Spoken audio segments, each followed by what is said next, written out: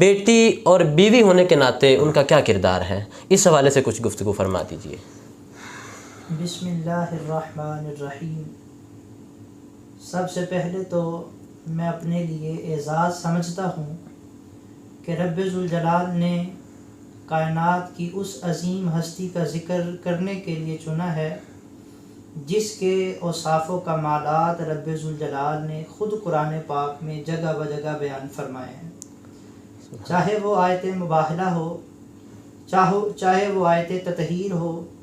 چاہے وہ سورہ دہر ہو، چاہے وہ سورہ کوثر ہو۔ قرآن پاک میں کئی مقامات پہ سیدہ کائنات کا ذکر ملتا ہے، بے شک، اور ہمیں اپنی قسمت پہ ناز ہے کہ رب ذوالجلال نے ہمیں ان کا ذکر کرنے کے لیے منتخب فرمایا ہے۔ جہاں تک آپ کے سوال کی بات ہے تو میں یہ عرض کرتا چلا جاؤں، رب ذوالجلال نے اپنے پیارے حبیب صلی اللہ علیہ وسلم کے بارے میں قرآن پاک میں واضح طور پہ فرمایا، لَقَدْ كَانَ لَكُمْ فِي رَسُولِ اللَّهِ أُسْوَةٌ حَسَنَةٌ، کہ رسول اللہ صلی اللہ علیہ وسلم کی زندگی تمہارے لیے مینار نور ہے، یہ اسوہ نور ہے۔ جس طرح حضور صلی اللہ علیہ وسلم کی زندگی اسوہ ہے، تو نبی علیہ السلام نے اپنی بیٹی کی زندگی کو اسوہ بنانے کے لیے شروع سے لے کر اپنی بیٹی پر نگاہ شفقت اور نگاہ محبت رکھی تاکہ ان کا اسوہ بھی اسوہ نور بن جائے، سبحان اللہ، اور امت کی ماؤں بہنوں بیٹیوں کے لیے یہ ایک اسوہ بن جائے، ماڈل اور نمونہ بن جائے کہ جو بھی ان کے کردار اور اخلاق گفتار کو اپنا لیں گی وہی راہ نجات پا جائیں گی۔ سبحان اللہ۔ اور یہاں پہ میں یہ عرض کرنا چاہوں گا کہ میری اپنی بات نہیں بلکہ سچے باپ کی سچی بیٹی سیدہ عائشہ صدیقہ رضی اللہ تعالیٰ عنہ فرماتی ہیں، کائنات کے اندر اخلاق میں، اعمال میں، گفتار میں اگر سب سے زیادہ کوئی حضور علیہ السلام کے مشابہ ہیں تو وہ سیدہ کائنات کی ذات ہے۔ اللہ اکبر، سبحان اللہ۔ اتنا حضور علیہ السلام کی نگاہ تربیت اور شفقت آپ کو حاصل رہی تو آپ بہنوں ماؤں بیٹیوں کے لیے کیسے اسوہ نہ بنیں گی؟ تو آپ سب کے لیے اسوہ ہیں۔ جہاں تک آپ کے بیٹی ہونے کا تعلق ہے،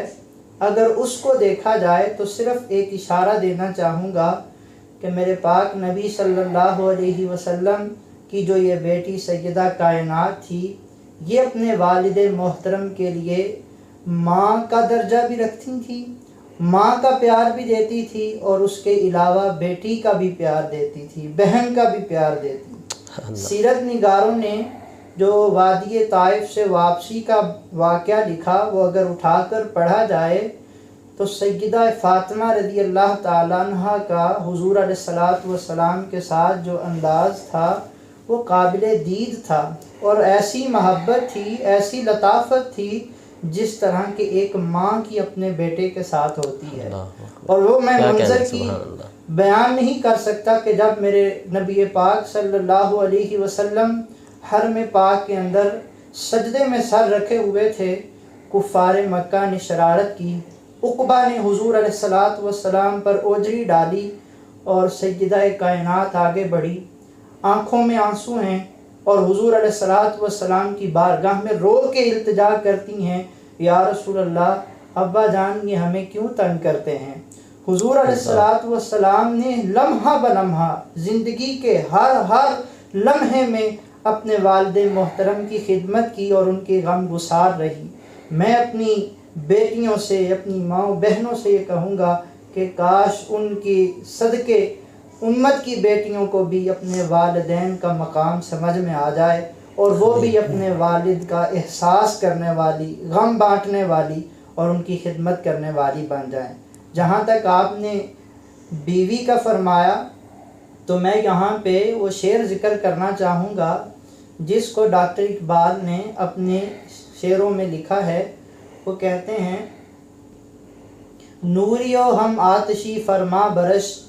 گم رضائش در رضائش شہرش، یعنی جتنے بھی نوری اور ناری فرشتے اور جنات ہیں وہ سارے کے سارے سیدہ کائنات کی خدمت کا دعویٰ کرتے ہیں، لیکن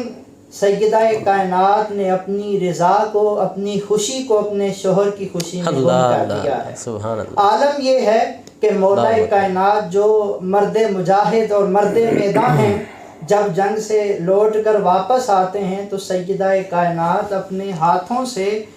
حضرت مولا علی کرم اللہ وجہ کریم کے زخم پر مرہم لگاتی ہیں، اور اپنے ہاتھوں سے سیدہ کائنات مولا علی کرم اللہ وجہ کریم کے خون آلود کپڑے اور تلوار صاف کرتی ہیں، اور پھر معاملہ یہ ہوتا ہے کہ سیدہ کائنات حضرت علی رضی اللہ تعالیٰ عنہ کے سامنے بیٹھ جاتی اور ان کی بہادری اور شجاعت کے قصے سنتی اور کہتی آپ بتائیے کہ کیا واقعہ ہوا، پھر اس پہ داد دیتی کیا کمال کیا آپ نے۔ اور جب یہ معاملہ ہوتا تو سیدنا علی المرتضیٰ رضی اللہ تعالیٰ عنہ جب اگلی دفعہ کسی جنگ کے لیے نکلتے تو بہادری کے نئے نئے تاریخ رقم کر کے واپس آیا کرتے تھے۔ تو جب